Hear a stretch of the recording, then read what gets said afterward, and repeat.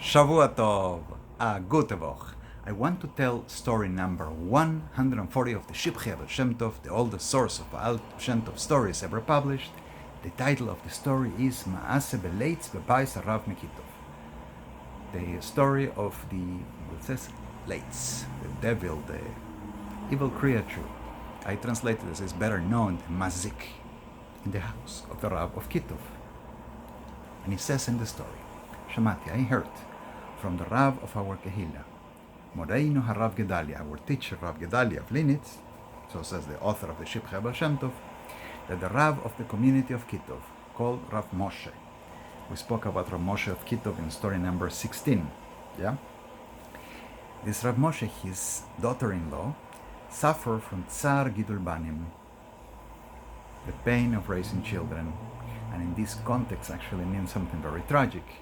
This young lady had the calamity that her children, shortly after being born, in their early infancy, they would die. This really drove her over the limit, and she started practicing witchcraft, black magic, going bananas, I guess, with her suffering. And so, practicing her witchcraft, she buried a castrated rooster under the entrance of the house. And through this act of witchcraft, it created this Leitz, this Mazik, this evil, dark spiritual being, and the house became impure, meaning it became haunted. Well, the before mentioned Rav Moshe saw at night that pigs were walking over the roof of the house. He left the house and moved somewhere else. He understood something was really wrong.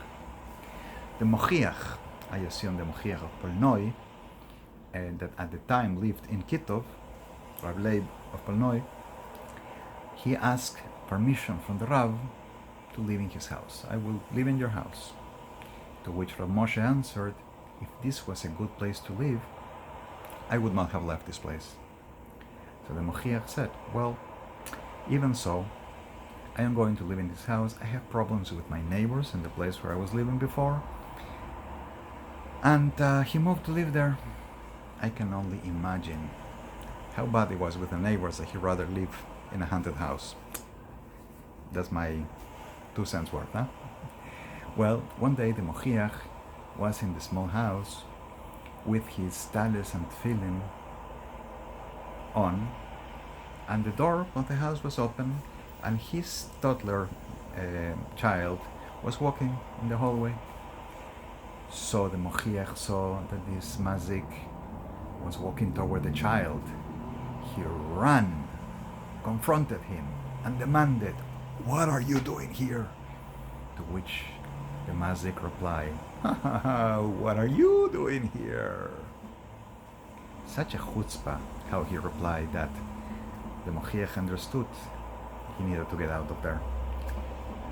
But by the time he understood this, it had already been after the sunset. It was getting late, and he thought, I'll move out tomorrow. So he asked for 3 of his friends to come and stay over in the house during the night, and they sat down to learn Torah.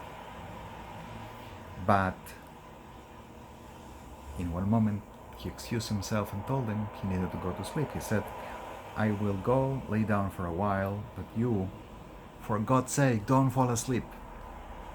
They had a lit candle as they were learning, and the Mochiach went to lay down for a while, and then they started dozing off, and one by one put their heads on the books where they were learning and fell asleep, and the candle light went off. The Mazik took a box with dust from the attic and poured the dust over the books. When Mochiach woke up and saw that it was dark, he was in horror. He entered the house, and the Mazik threw a beam from the attic. Had he not stepped one step back into his room, he would have fallen on him, Chas v'Shalom. Well, he stood up, afraid, and he heard the early morning rooster at the break of dawn. He took the candle and wanted to light it.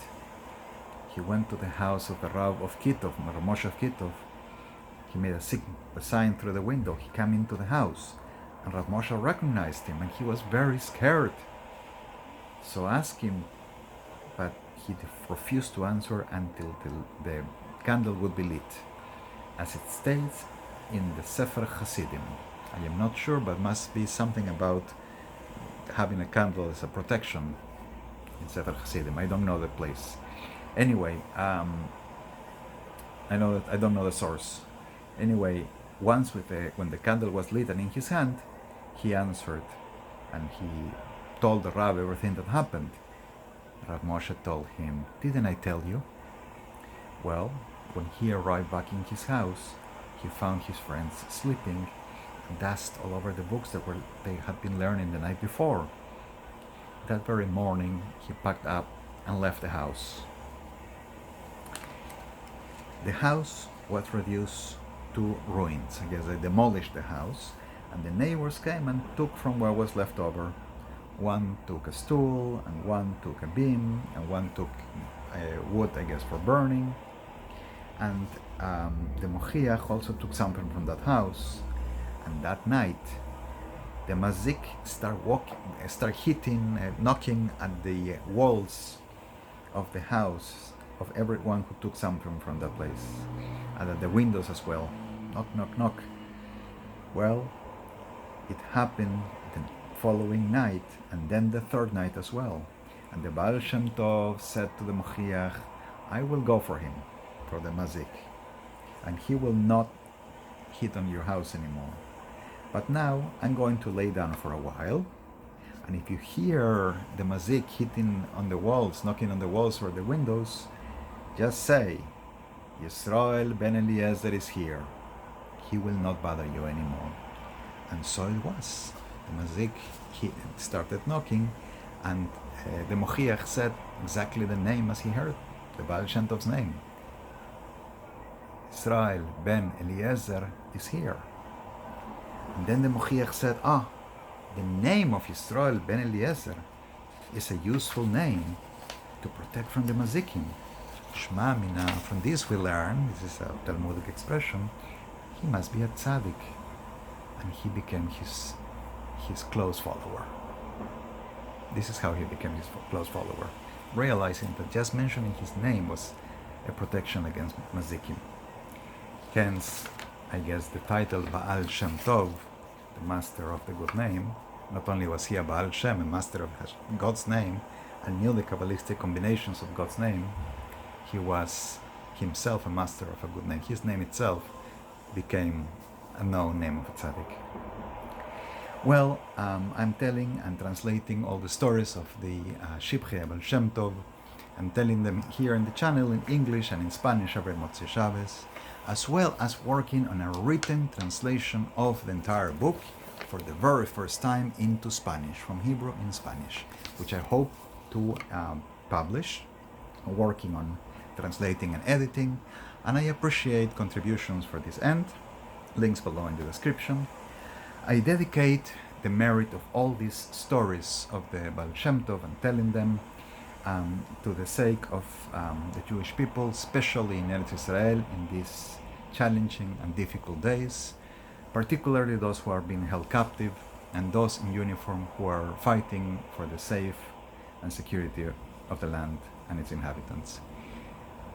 I wish everyone a good week, blessings, Shavua Tov, a good Tevoch, and please like, subscribe, and share.